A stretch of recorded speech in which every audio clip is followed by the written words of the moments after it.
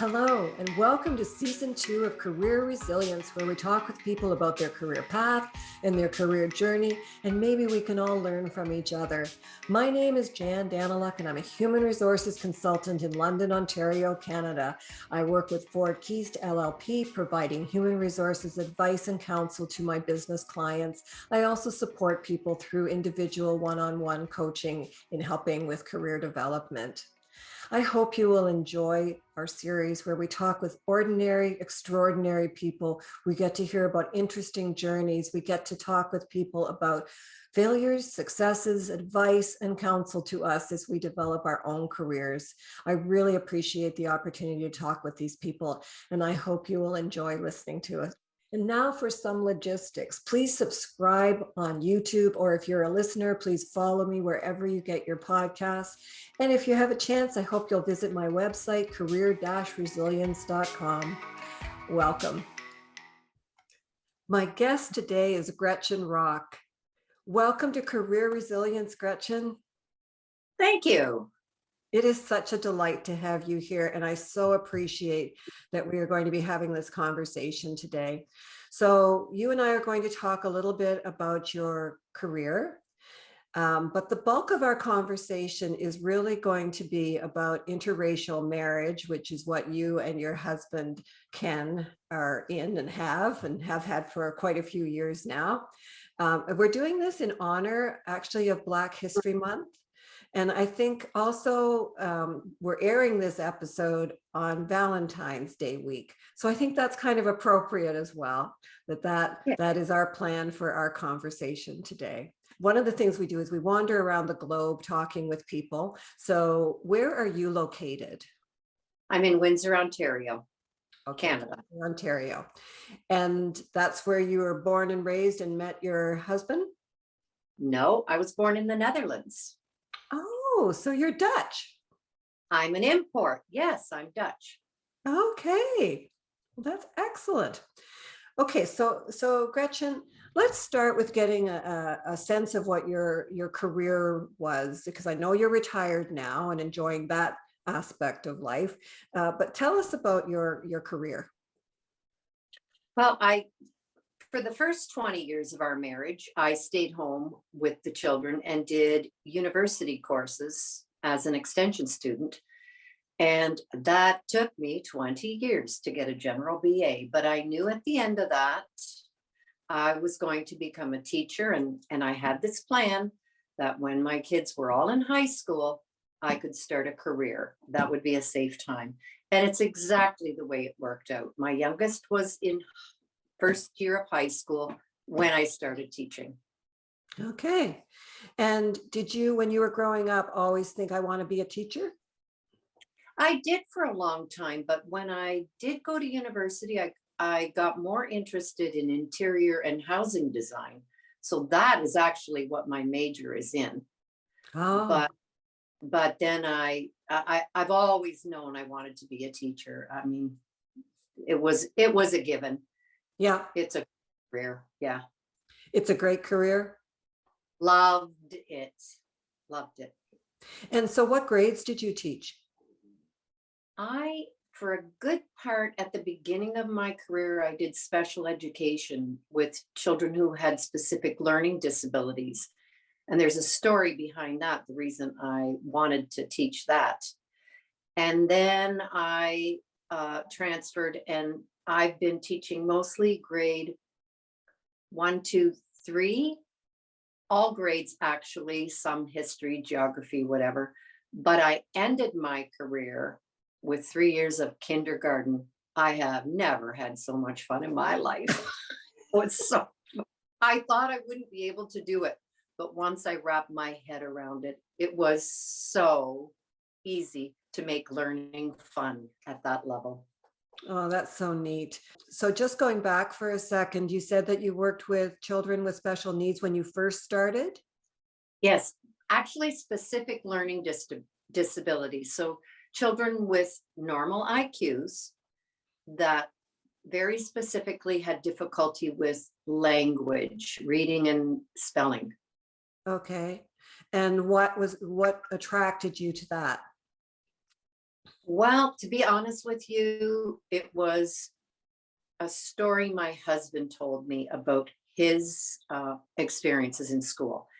And what's amazing is how resilient he is, because he could tell me this story as if it happens to everybody. But I hope I can retell it without crying, because it's a terrible, terrible story. He, one year, I think it was grade 3, and my husband has a specific learning disability. He had great problems with learning to read and spell, Mhm. and still struggles with that.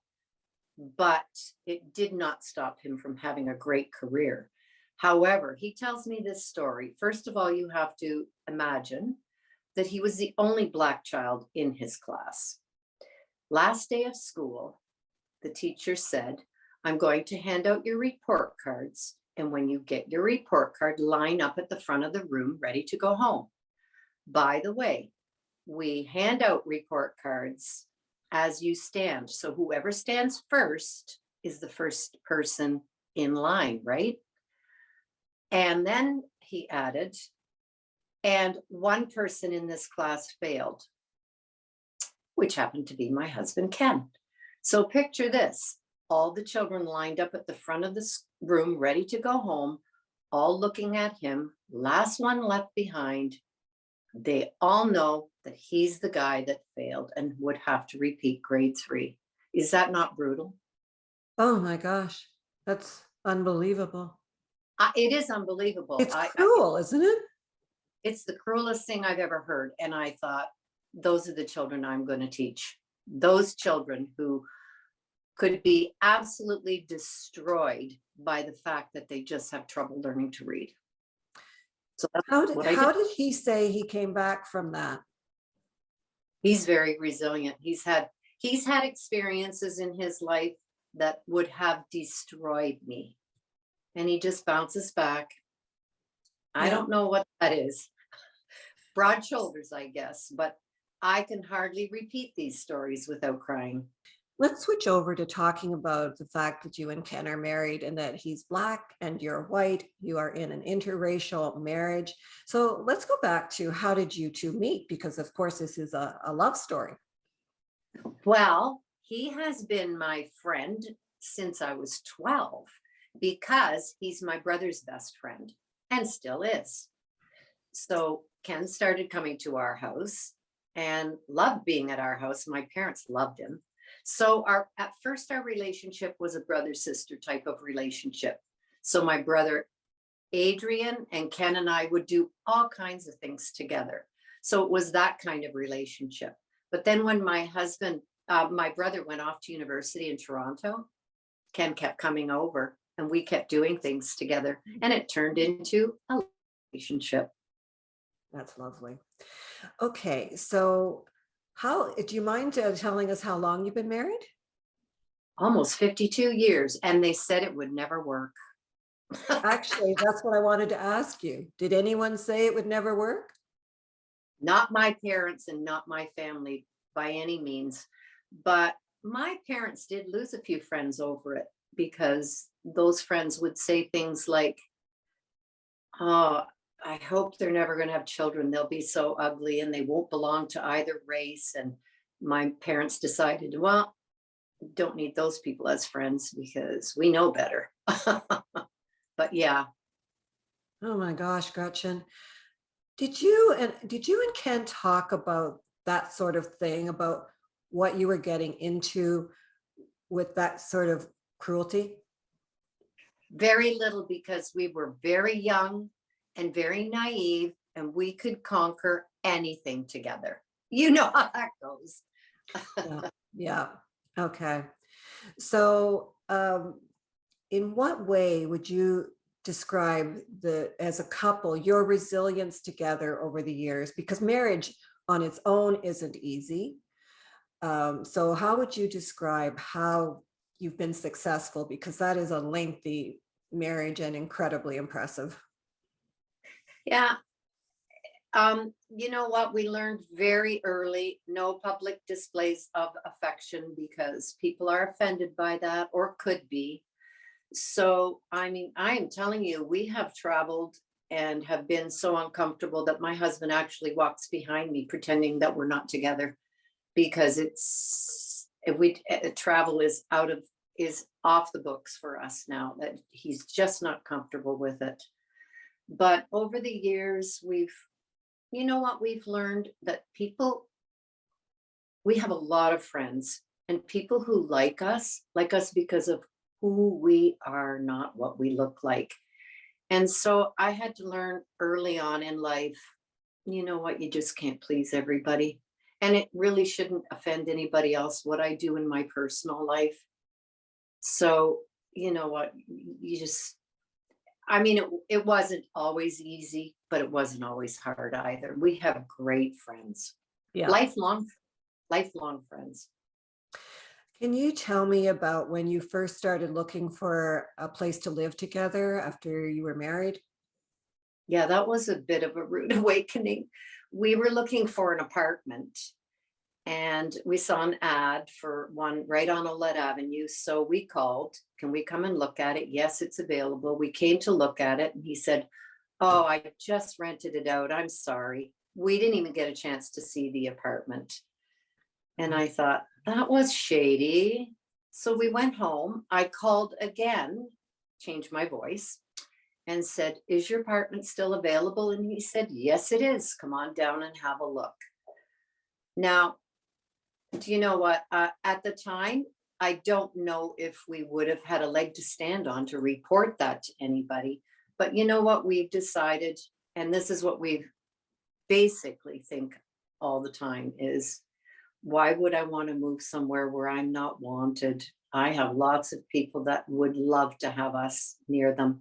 So what happened was one of the first black detectives, I think, in Canada, Detective Parker, who was also a family friend of Ken's parents, rented us his place.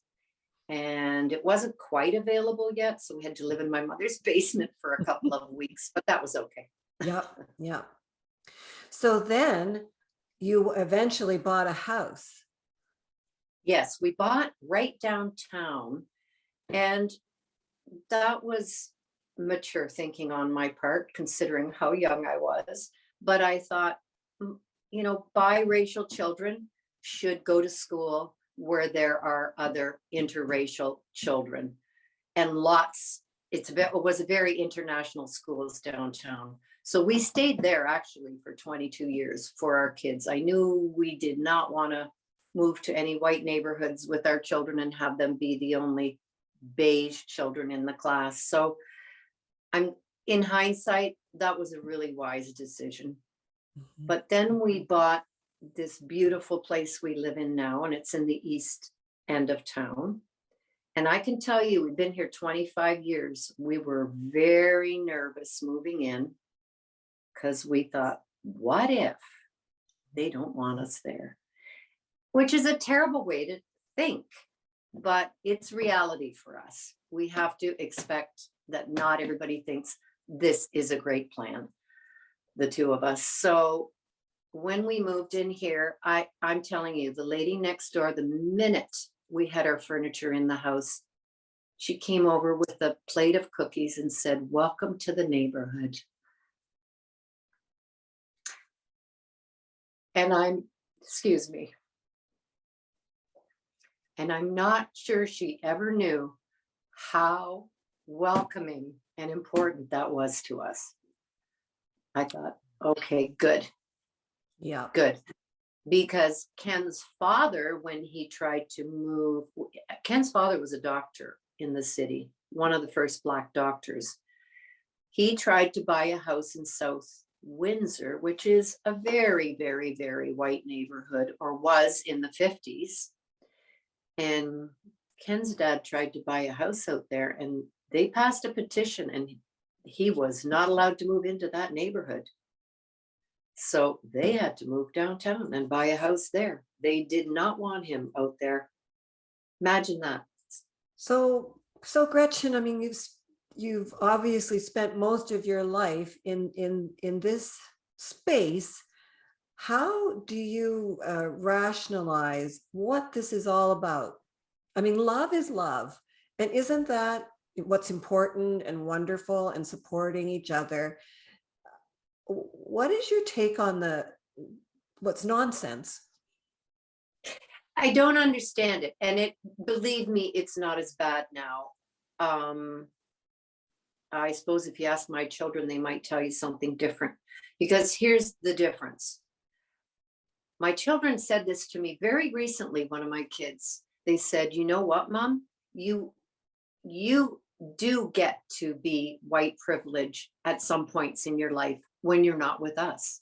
We never have that option. We are always Black.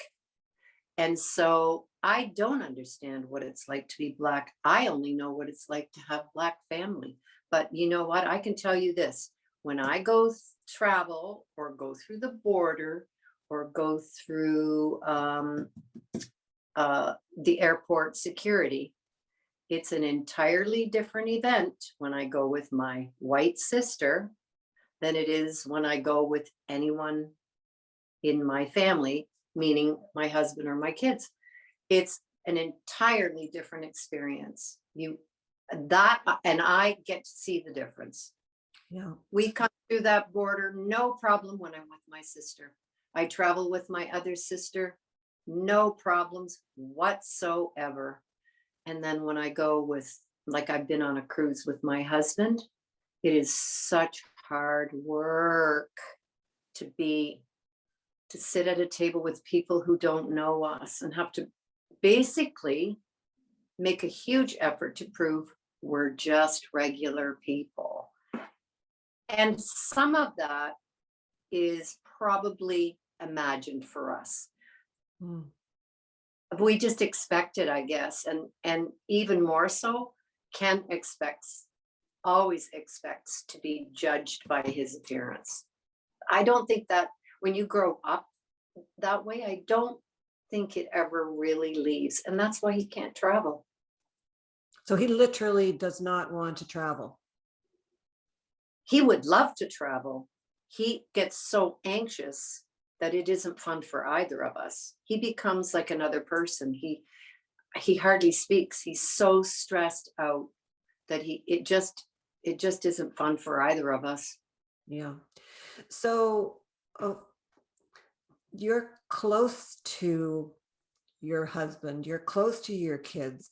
What is it like for you to stand by and see that anxiety?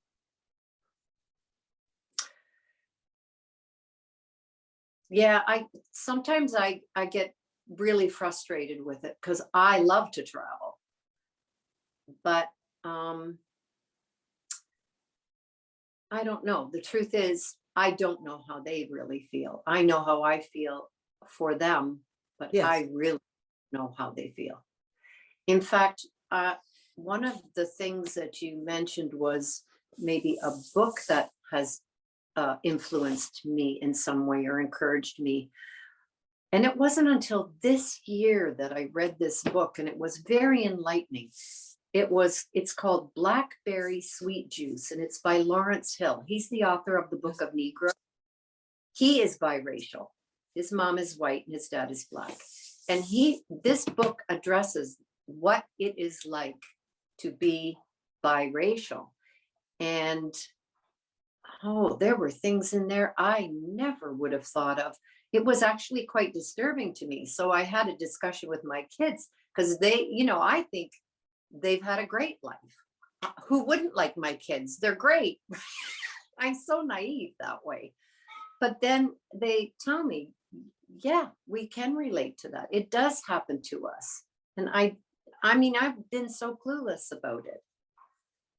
In fact, my one daughter, she's struggling to read it because there are things in there that she actually hadn't thought of that made her think, oh, is that how people feel?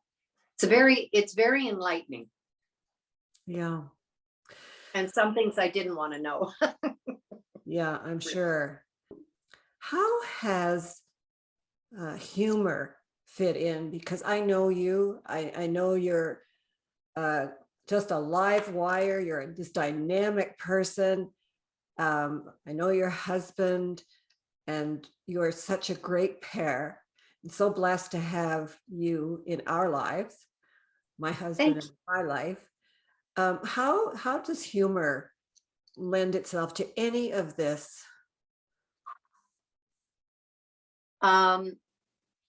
I think we have learned to use humor. My husband is very good at making jokes about, you know, being Black, but not in a condescending kind of self-deprecating way. But we do see the humor in everything. But it for some reason, when he's away from his comfort zone, away from this city, anywhere away from this city, he loses his sense of humor. Whereas I still see the humor in everything. Okay. Because the truth is, Jan, if I see a couple and they're a mixed couple, say, I take a second look. It's not because I'm discriminating against them. It's because I'm intrigued. And also, here's the other difference between Ken and I. This is kind of funny. I said, Ken, when I got married, I said, I don't ever want to wear high heels because I'm so much taller than you and it makes me feel so big and clumsy.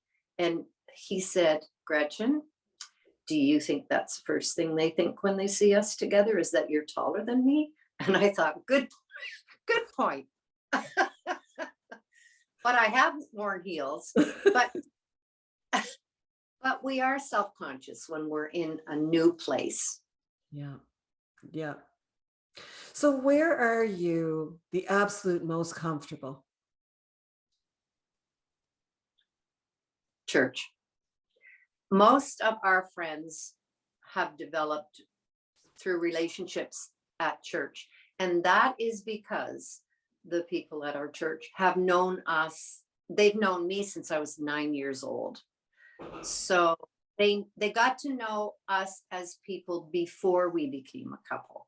So then I think it's easier that way when they know that you're an okay person and that who you marry doesn't really change who you are. So we've got great friends, but I have to say, most of them, those relationships developed in church and they've been lifelong. So Gretchen, let's turn to talking about the fact that you and Ken are the parents of 3 children. And I believe the term is multiracial. Do you know what term do you use when you think about your kids other than, of course, they're just your kids? Well, I had to look this up because I'm so naive, but I think they're referred to as biracial. But here's the funny story is my children, because they are part Dutch and part Black, came up with the term Dutch chocolate. So my kids refer to themselves as a Dutch chocolate, which shows you that they also use humor. Dutch chocolate, that's great. How was it for you sending them off to school? Not so difficult because we lived downtown at first where the school was very like international. Lots of kids from Vietnam, China, lots of children that were biracial, Black children, white children. There was a huge variety, Greek children. So that was a good environment for our kids. And their high school was the same. And don't you think that that's wonderful? That, you Oh, have exposure to all these different cultures and people and experiences. I agree. I also would like to add that we have a lot of disabled people in our family. So my children have grown up very comfortable and compassionate about people with limited abilities. For instance, we've had 3 people in our family with Down syndrome and 3 with cerebral palsy. So my children are awesome caregivers. In fact, our oldest, we have a son and 2 daughters. Our oldest is a full-time caregiver to my nephew who has CP. And our youngest was a caregiver to Ken's sister who was in a nursing home with Down syndrome. and she was amazing. They really, so growing up with that as well as interracial, they're very caring people. Yeah. Let's just put, Yeah. That's lovely. That's an amazing story. And, you know, it's so challenging to go through this life, isn't it? it is. It is. If anybody says it's a breeze, they are kidding you. There's no way. Yeah. It's how you handle the challenges, isn't it? Yeah. Yeah. Yeah. And so, what would be your advice to an interracial couple now? And I know you feel and said that we've come a long way, but still, what would be your advice now? Honestly, I have no idea. No one gave us advice ever because we never knew another mixed couple. But what we've noticed is we have met some younger couples, like in their 30s, and somehow they don't think it's a very big deal, which is amazing to me. They don't even think about it. Isn't that wonderful?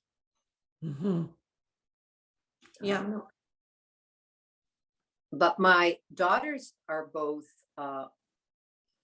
married to white gentlemen and great guys, but I don't think they find it all that easy. Mm. Not as easy as the couples that we've met that are the parents of the children. So I'm beginning to wonder if the children maybe have a harder time than we did. I don't know. I don't know what advice I'd give Yeah. other than you keep your sense of humor about things. Don't, you can't depend on others for your happiness. That Yeah. I figure Yeah. you Or to have to, validate you. yeah, or to validate you, exactly. So, I mean, that is a lesson I had to teach myself, is that, you know what, you have to create your own happiness and you are a good person. And if you know it, good enough, I Yeah. guess. Yeah. You said a 52-year marriage. That is pretty phenomenal. What are you most proud about related to your marriage?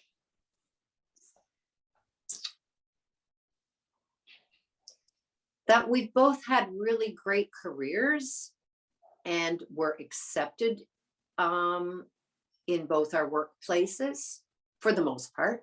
There are some stories that aren't good, but for the most part, and we have a lot of friends who dearly love us. And to me, friendship is a big part of being successful. I did ask you about what advice would you give to interracial couples. Your thought is that it seems things are improving, but maybe not quite as much as one would expect based on Right. some of the experiences your kids have had.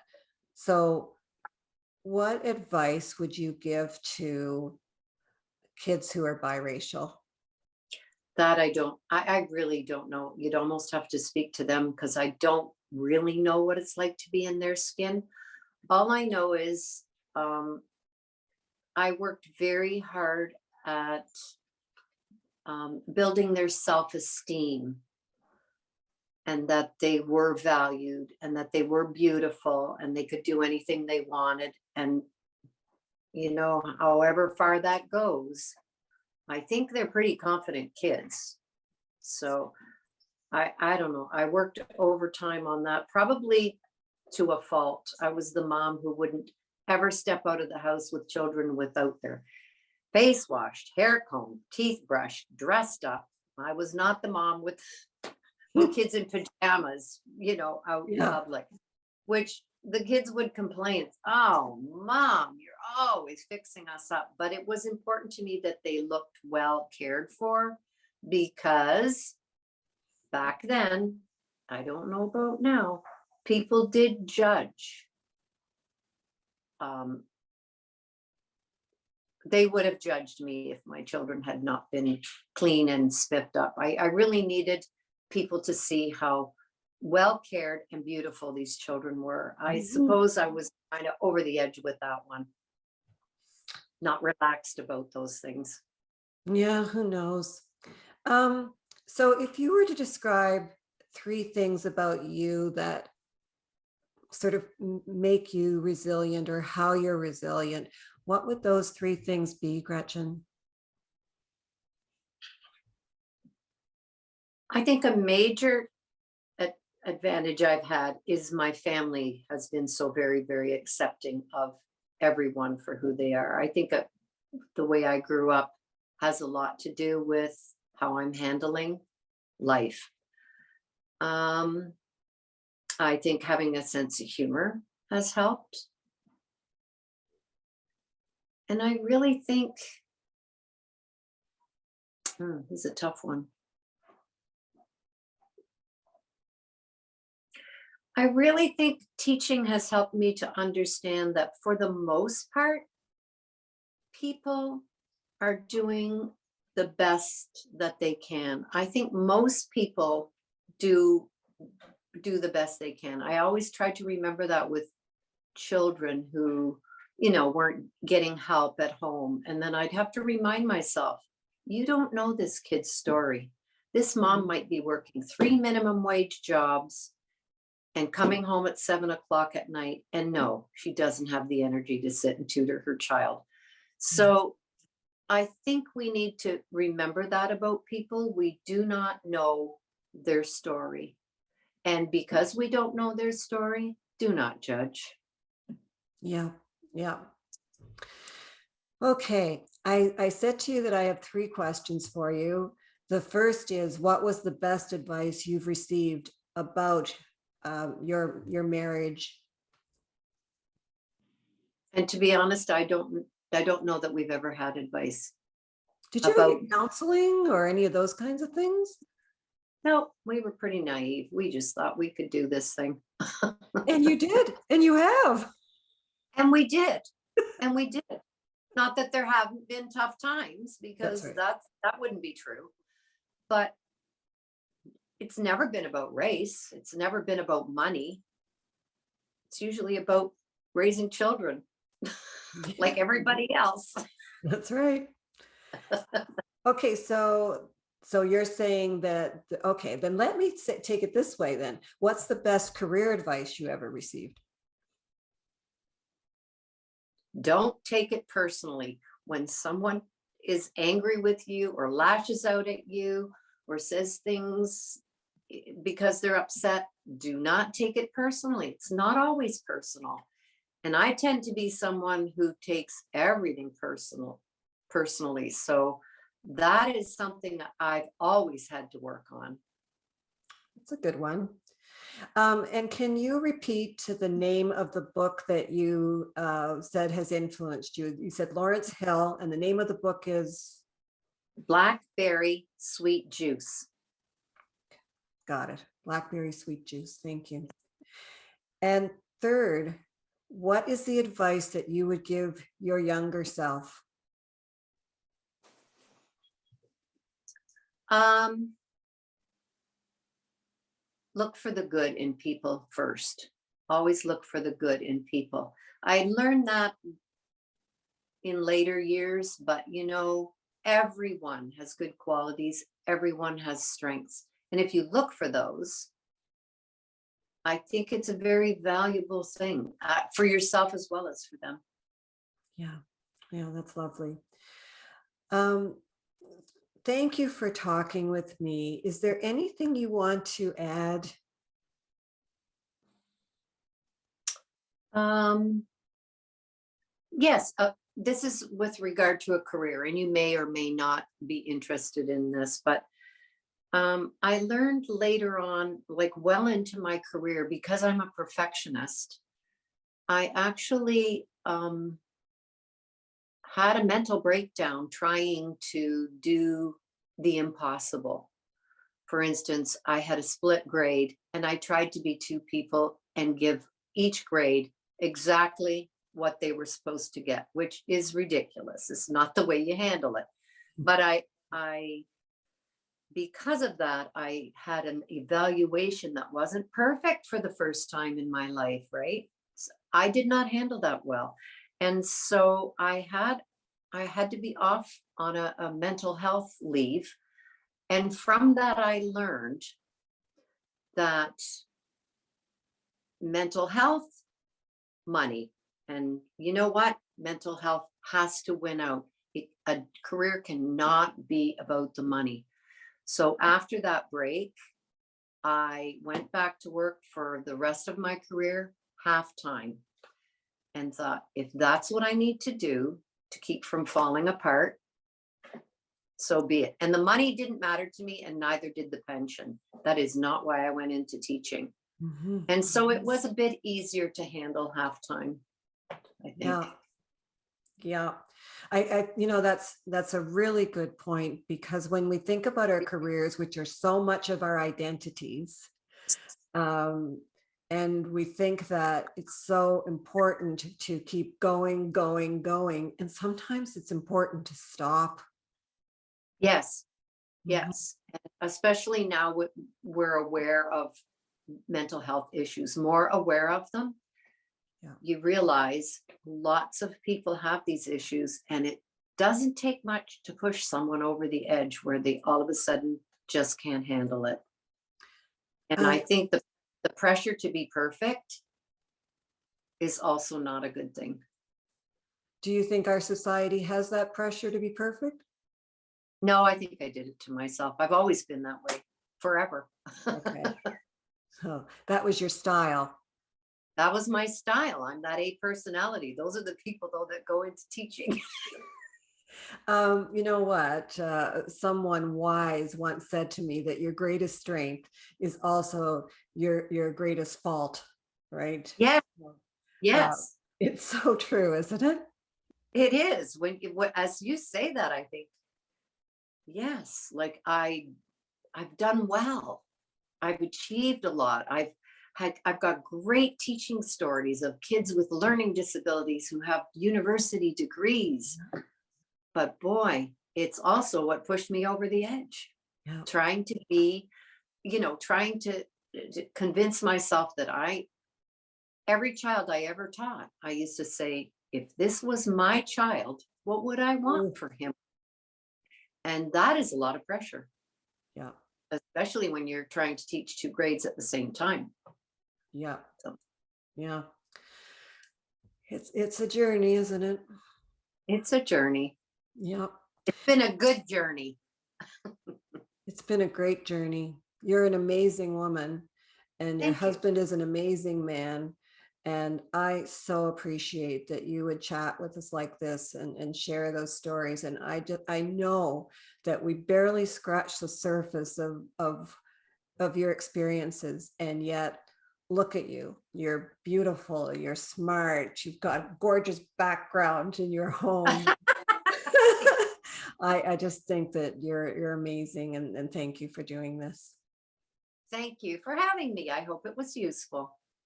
Thanks, Gretchen. So to our viewers and listeners, thank you so much for joining Gretchen and me today for this, as I said, scratching the surface discussion. We deliberately did this in Black History Month because that's such an important time of year and something to think about every day. How we treat each other, it's just sometimes bewildering, and it's sometimes incredible because we're also doing this on Valentine's Day week, and that's also what it's all about, is caring for each other, like Gretchen and Ken and her kids and her friendships. So thank you for joining us. Please follow me wherever you get your podcasts. We're also on YouTube, and take a look at my website, career-resilience.com. Thanks for joining us, and until we meet again.